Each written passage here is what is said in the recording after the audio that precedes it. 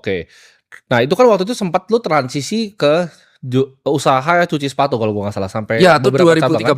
2013. 2013. Nah, apa yang bikin pertama kali idenya usaha Oh, cuci sepatu itu? Inspirasi dari mana? inspirasinya. Jadi ini kan tadi aku bilang 3 kali usaha aku laba terus. Ya. Nah yang keempat ini ego. Jadi aku berpikir aku laba terus nih. 3 ini aku nggak suka. Aku suka sepatu. Dan saat itu aku bertugas pengen menjualkan barang yang aku suka yaitu sepatu. Kebetulan sepatunya brandnya namanya Macbeth. Dan saat itu Macbeth viral banget.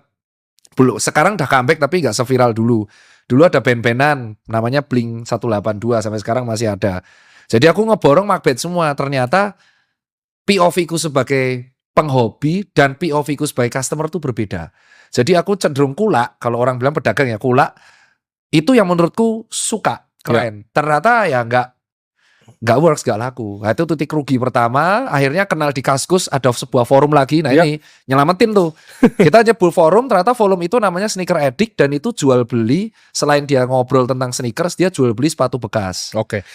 Nah, pas jual beli sepatu bekas, aku dapat nih customer pain point-nya. Ternyata kalau jual beli sepatu bekas, sepatunya itu gak dibersihin. Oke. Dan saat itu pembersih masih mahal, terkenal di Jakarta, di Kemang doang yang bersihin sepatu. Ya udah di Jogja aku bersihin dari kos ke kos, COD masih ingat aku COD dan COD-nya itu masih ada di depan 3 Second di Jalan Kaliurang. Nah, awal puncaknya itu ya makanya kalau kita berusaha lebih pasti akan ada alam yang membantu. Gunung Kelut itu meletus di 14 Februari 2014. Ya, jadi aku nyuci di kos tuh dari 2011. Ya udah penghasilan biasa. 2 kali WMR lah. 2 kali WMR Jogja saat itu berarti 3 ribuan. Cukup lah buat nambah-nambah.